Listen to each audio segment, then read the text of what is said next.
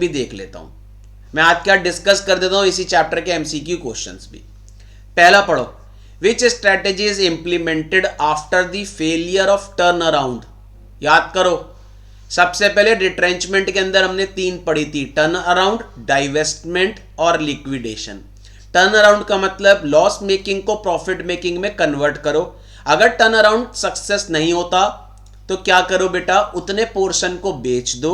अगर उसके बाद भी सक्सेसफुल नहीं होता तो सबको बेच दो। तो टर्न अराउंड अगर फेल हो जाता है तो कौन सी स्ट्रैटेजी आप लगाओगे? डाइवेस्टमेंट। तो फर्स्ट का बेटा C is the correct answer.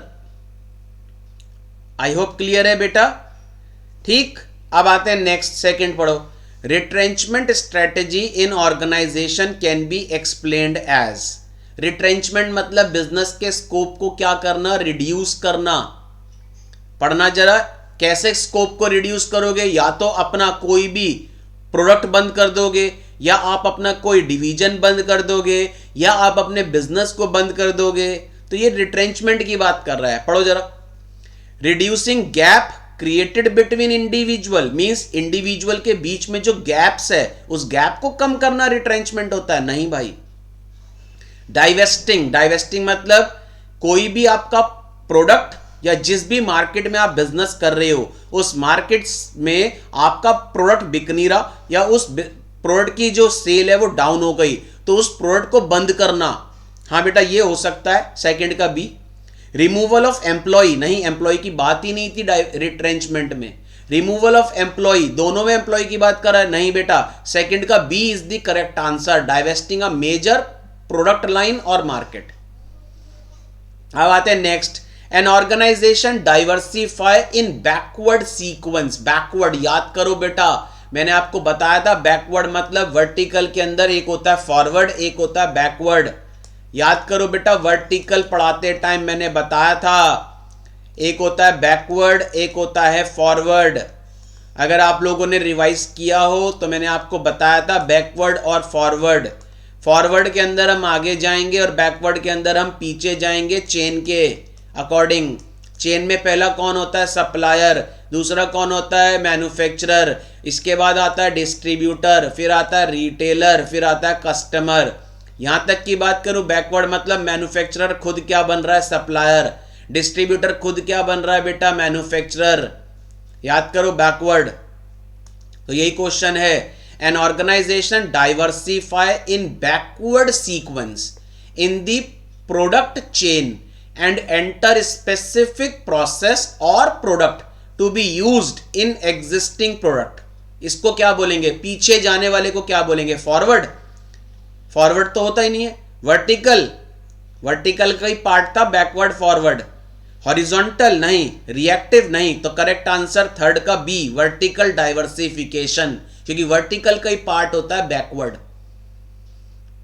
I hope clear है सबको। नेक्स्ट आते हैं fourth, corporate strategy includes. Corporate में क्या क्या हो सकता है? Expansion, yes. Growth, yes. Diversification, yes. Takeovers, takeovers का मतलब acquisition, yes. Merger, yes. Vertical horizontal integration, yes. New investment, yes. Divestment, yes. ये सब कॉर्पोरेट स्ट्रेटेजी हैं। Determination of business line means कौन से बिजनेस में जाना है, कौन से में नहीं जाना, यस, कॉर्पोरेट का ही पार्ट है। तो करेक्ट आंसर 1 2 3। तो इस ऊपर वाले कॉम्बिनेशन में से करेक्ट आंसर क्या है? डी। 1 2 3 तीनों पॉइंट ही करेक्ट हैं, तो फोर्थ का D is the correct answer. अब आते हैं नेक्स्ट, पढ़िए जरा फिफ्थ। अच्छा क्वेश्चन है फिफ्थ, ध्यान से पढ़ना। वर्टिकल इंटीग्रेशन में बी बेनिफिशियल। मुझे बताओ बेटा, वर्टिकल इंटीग्रेशन में हमने पढ़ा बैकवर्ड और फॉरवर्ड, ये बेनिफिशियल क्यों है? मुझे बताओ बेटा, सप्लायर था एक जो रॉ मटेरियल प्रोवाइड कराता था किसको? मैन्युफैक्चरर को। अब मुझे बताओ बेटा, अगर मैं बात करूं मैन्युफैक्चरर खुद का सप्लायर बन रहा है, क्यों बन रहा है ये खुद का supplier?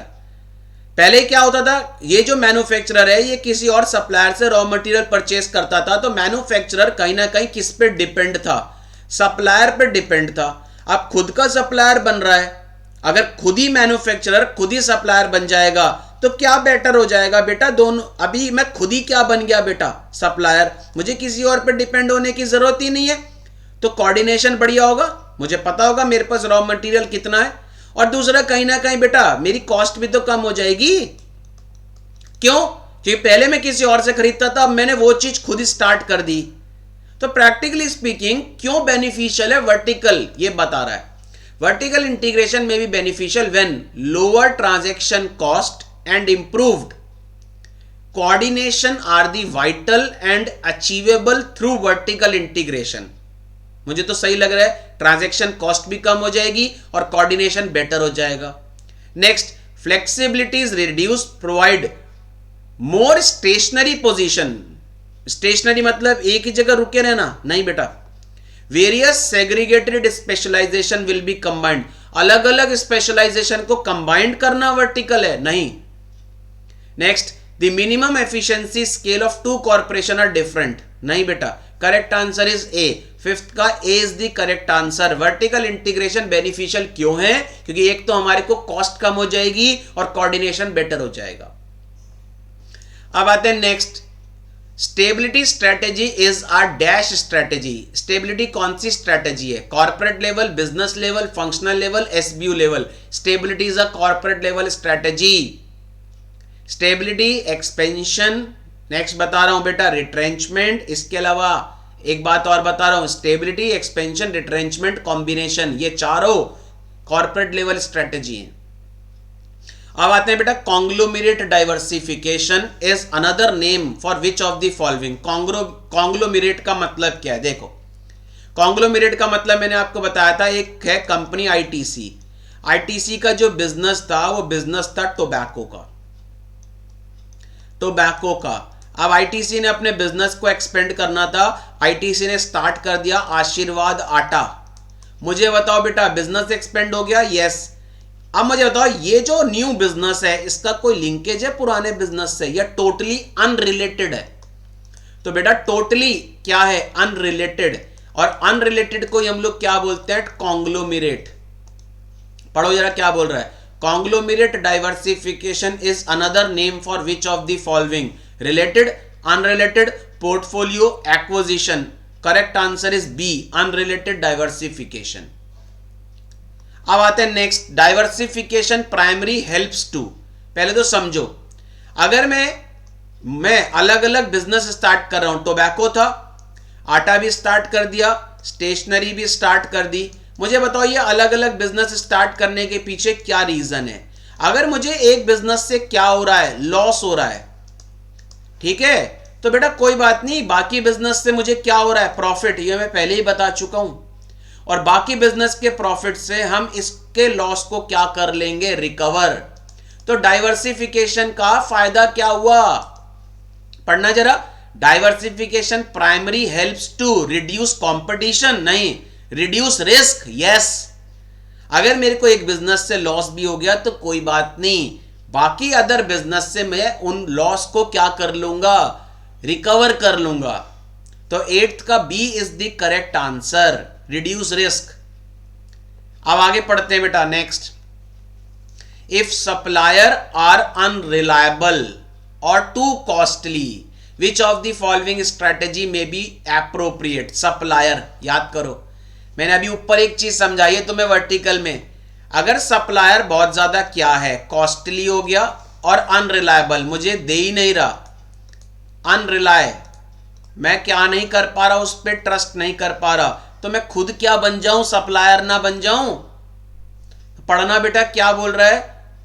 If supplier are unreliable or too costly which of these strategy may be appropriate? Horizontal, backward, market penetration, forward. Best backward is the correct answer. Ninth का B is the correct answer, backward. क्योंकि हम खुद क्या बन रहे हैं? Supplier. अब हम सप्लायर पे ट्रस्ट नहीं कर पा रहे, सप्लायर हो गया कॉस्टली, बार बार रॉ मटेरियल के प्राइस बढ़ा रहा है।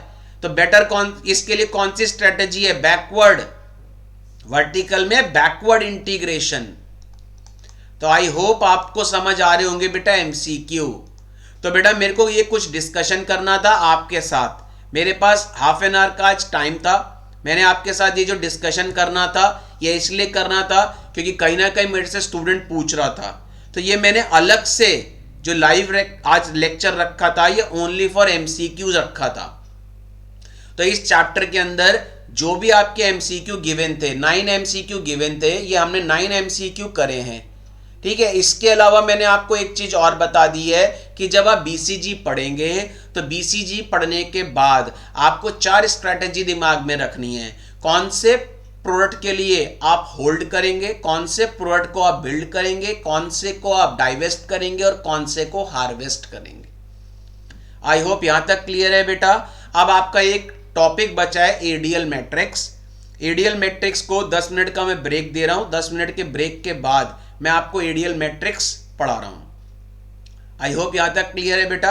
चलिए बेटा मिलते हैं नेक्स्ट लेक्चर में। Till then good bye. Next lecture में एडीएल कंप्लीट हो जाएगा। एडीएल को कंप्लीट होने के बाद हम नया चैप्टर स्टार्ट करेंगे और नया चैप्टर जो स्टार्ट करूंगा वो आपका मॉड्यूल के अकॉर्डिंग जो नेक्स्ट चैप्टर है वो स्टार्ट करूंगा। ठीक है, इसका मतलब फरवरी एंड तक 5 चैप्टर मैंने बताया था एसएम के अंदर। फरवरी एंड तक आपके 3 चैप्टर कंप्लीट हो जाएंगे। सॉरी, फरवरी कह रहा हूं, जनवरी एंड तक आपके 3 चैप्टर कंप्लीट हो जाएंगे एसएम के। फिर फरवरी में 2 चैप्टर हैं वो बचेंगे, वो हम फरवरी एंड तक कंप्लीट कर लेंगे। तो हमारा जो सिलेबस है वो बिल्कुल परफेक्ट तरीके से चल रहा है, ना ज़्यादा बर्डन है, आराम से आपका ये सिलेबस कंप्लीट भी हो जाएगा। मैं बार बार बोल रहा हूँ बेटा, FM SM is much more scoring subject compare to other subject of the group 2। एक ग्रुप 2 के अंदर आपका कॉस्टिंग है, एक ग्रुप 2 के अंदर आपका ऑडिटिंग है। ठीक है, कॉस्टिंग के अंदर प्रैक्टिकल है, स्कोरिंग है, ऑडिटिंग थियोरटिकल है, कम स्कोरिंग है compare to FM SM. FM अगर आपने स्टार्ट कर रखी है तो आपको पता चल गया होगा बेटा, फाइनेंशियल मैनेजमेंट के अंदर आपका प्रैक्टिकल है और एसएम इज थियोरटिकल। 2 चैप्टर आपने एसएम के पढ़े हैं। आई होप आपको कॉन्सेप्ट क्लियर हो रहे हैं। मैं आपके सामने आपका मॉड्यूल इसलिए ओपन कर रहा हूं क्योंकि कुछ स्टूडेंट को डाउट रहता है कि मॉड्यूल में क्या गिवन है, क्या गिवन नहीं है। तो बेटा अगर किसी को कोई भी डाउट होता है, कुछ भी पूछना है, तो बेटा मुझे आप व्हाट्सएप करो, मैं आपके डाउट्स को क्लियर करूंगा। कुछ स्टूडेंट ने मेरे से लास्ट लेक्चर में बोला था, सर बीसीजी मैट्रिक्स में कुछ पॉइंट्स बचे हैं। बेटा मैंने जान के वो पॉइंट्स नहीं बताए थे। क्यों? क्योंकि मुझे आज के लेक्चर के अंदर आपके साथ इन एमसीक्यू को डिस्कशन करना था और उन पॉइंट्स का भी डिस्कशन करना था, और जान के मैंने आपके सामने आपकी मॉड्यूल ही ओपन करी थी। आई होप आपको क्लियर होगा बेटा। तो मिलते हैं बेटा नेक्स्ट लेक्चर में एडीएल मैट्रिक्स के साथ। Till then good bye.